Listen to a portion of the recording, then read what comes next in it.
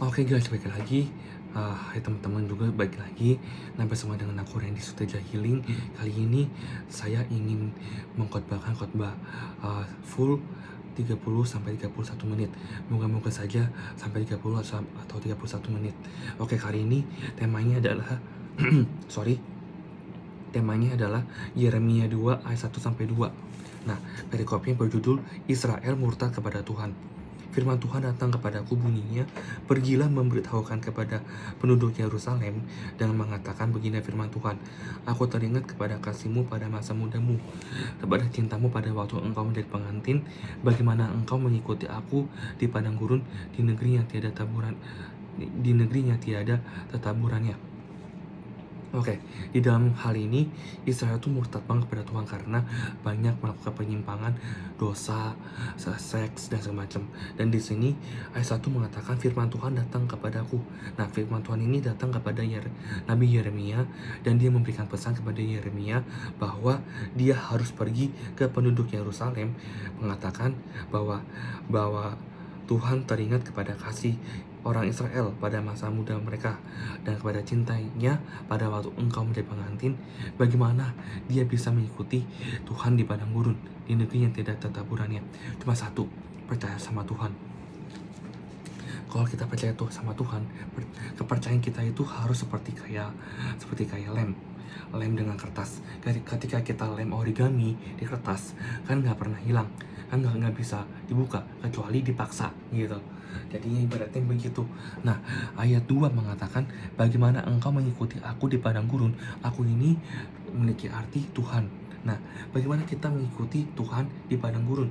Nah, ketika kita percaya bahwa Tuhan adalah juru selamat kita, nah kita harus lebih lagi semangat lagi akan Tuhan, semangat lagi akan pekerjaan, semangat lagi akan masa depan, semangat lagi akan proyek-proyek kerjaan kita gitu, sehingga Tuhan memberkati kita semua. Nah, berkat itu bukan sekedar berkat jasmani, tapi mereka berkat rohani. Saya ingin kesaksian dikit sebentar, dimana saya waktu Natalan tahun kemarin, tahun 2025. Nah, itu biasanya itu biasanya kita selalu dikasih ayat demi ayat supaya kita bisa diberkati. Nah, aku dapat Roma 6 ayat 18. Tertulis demikian, kamu telah diperdagangkan dari dosa dan menjadi hamba kebenaran. Hamba kebenaran ini apa sih artinya? Nah, kita adalah hamba Tuhan yang dimana kita melakukan pekerjaan berbeda-beda bidang. Nah, ada yang jadi dokter, ada yang jadi artis, ada yang jadi penyanyi, ada yang jadi painter atau pelukis, dan macam-macam. Oke, kali ini, nah, ketika kita percaya bahwa Nabi Yeremia itu diberikan pesan kerinduan Tuhan kepada umatnya, yaitu Israel. Nah, di konteks itu ada self development atau pengembangan diri. Ini yang paling terpenting sebenarnya. Ada 3. Pertama, menemukan kembali first love, semangat awal. Oke, kita harus ada kasih awal, cuma jangan terlalu memaksakan diri. Artinya apa sih? Nah, kita boleh dengar lagu rohani kok, kita boleh kok nonton khotbah-khotbahan supaya kita bisa banyak pengetahuan rohani, tapi nggak cukup saja seperti itu. Kita harus lebih lagi mengingat kembali alasan awal, kenapa kita memulai sesuatu. Nah, tanya diri kita masing-masing, apa yang dulu membuatku sangat bersemangat mengejar mimpi ini. Karena mimpi itu abstrak, nah, tapi terlebih lagi mimpi dengan Tuhan itu selalu pasti, ya dan amin. Oke, yang kedua, berani melangkah di padang gurun. Ayat ini menyebutkan tentang kesetiaan mengikuti Tuhan. Nah, dalam self developmentnya, bahwa pengembangan diri seringkali memaksa kita melewati fase padang gurun, masa-masa sulit, masa-masa nggak nyaman, ekonomi makin susah, cari pekerjaan juga susah, nah interview juga gagal. Nah, percayalah bahwa itu kita sudah dalam proses dibentuk oleh Tuhan langsung. Dan penerapannya gini, paling simpel, jangan takut akan ketidakpastian, karena walaupun ekonomi makin hancur, tapi hubungan kita dengan Tuhan semakin erat, dan banyak berkat yang dipersiapkan oleh Tuhan untuk kita. Oke, Dan yang terakhir adalah pentingnya kesetiaan atau komitmen. Ini yang paling susah banget buat saya secara pribadi. Karena kadang saya dulu sebelum ini bikin konten ini, saya bikin konten musik anime, musik One Piece, dan di TikTok juga saya bikin lagu original.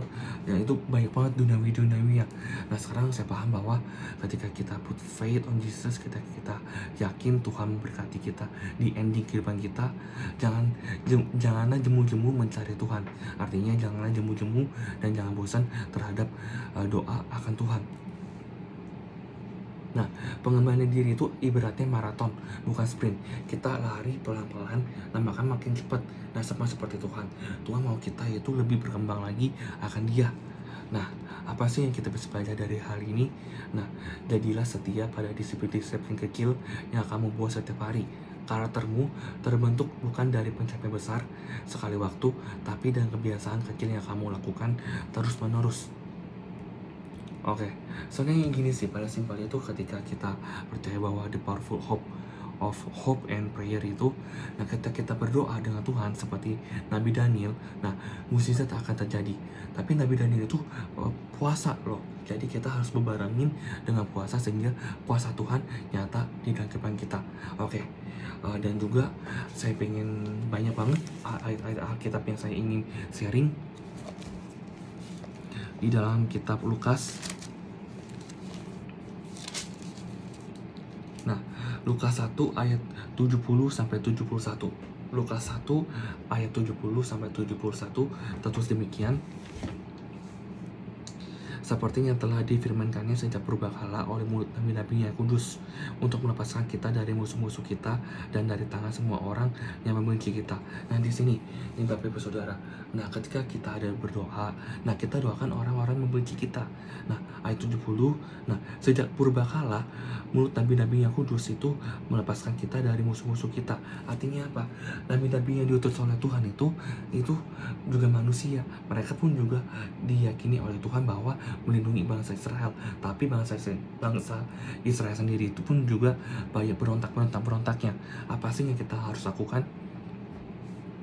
Nah, ini yang paling terpenting itu, nah di ayat 75, Lukas 1 ayat 75, dalam kekudusan dan kebenaran di hadapannya seumur hidup kita harus belajar tetap setia, tetap taat akan Tuhan, sehingga kekudusan dan kebenaran akan nyata di dalam tubuh kita dan pikiran kita. Bapak Ibu teman-teman, guys, I just wanna say, kalau misalkan kita ada burden di hati kita dan kita tidak kuat, kita boleh kok ngomong sama orang yang terdekat kita. Itu bisa jadi orang tua, bisa jadi pasangan, bisa jadi teman, dan sebagainya. Oke, di sini Lukas 6 ayat 25 mengatakan, celakalah kamu yang sekarang ini kenyang, karena kamu akan lapar. Celakalah kamu yang sekarang ini tertawa, karena kamu akan berdukacita dan menangis. Nah, ketika kita mencari keinginan duniawi gak ada habis-habisnya, tapi kalau kita cari kebenaran Tuhan, nah kita boleh dengar lagu duniawi boleh, tapi jangan terlalu banyak gitu. Ada ibaratnya ada filter. Nah, kok bisa kita rohani lebih lagi sehingga kita bisa serupa dengan Kristus Tuhan.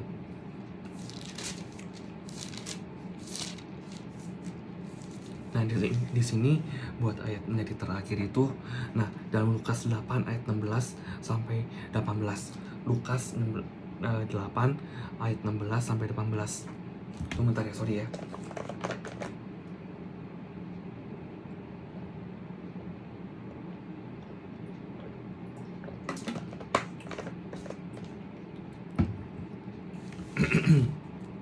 Oke, Lukas 8 ayat 16 sampai 18. Nah, judulnya itu perumpamaan tentang pelita. Nah, tidak ada orang yang menyalakan pelita lalu menutupinya dengan tempayan atau menempatkan di bawah tempat tidur, tetapi ia menempatkan di atas kaki Dian supaya semua orang yang masuk ke dalam rumah dapat melihat cahayanya.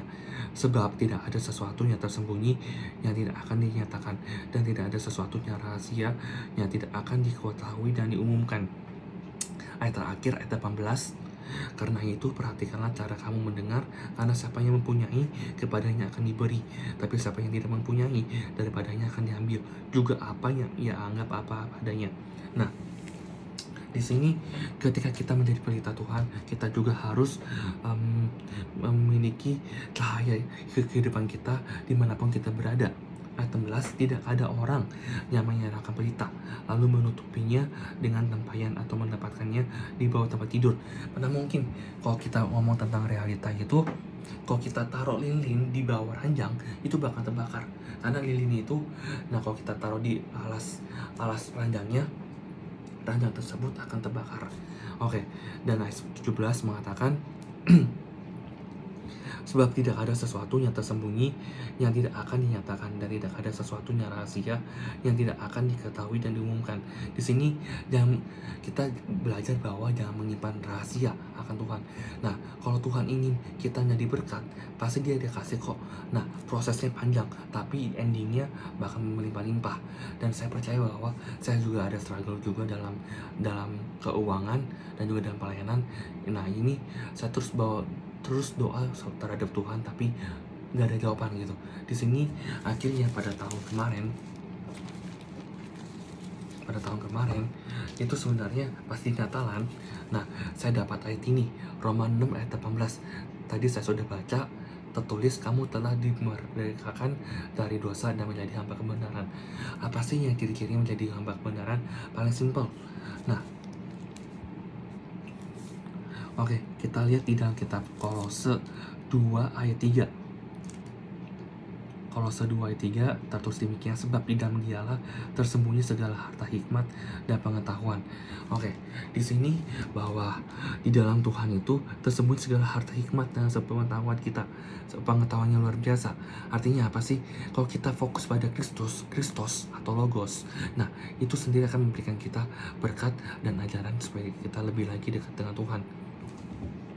Dan sempat waktu sebelum bikin materi ini, saya diingatkan oleh Roh Kudus bahwa saya harus lebih lagi perbanyakin doa, perbanyakin puasa. Dan emang benar puasa itu paling kelemahan saya. Nah, oke.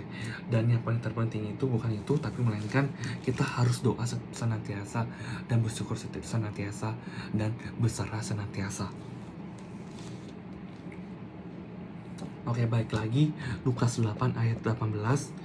Karena itu perhatikanlah cara kamu mendengar. Nah, cara kita mendengar itu tuh paling simpel.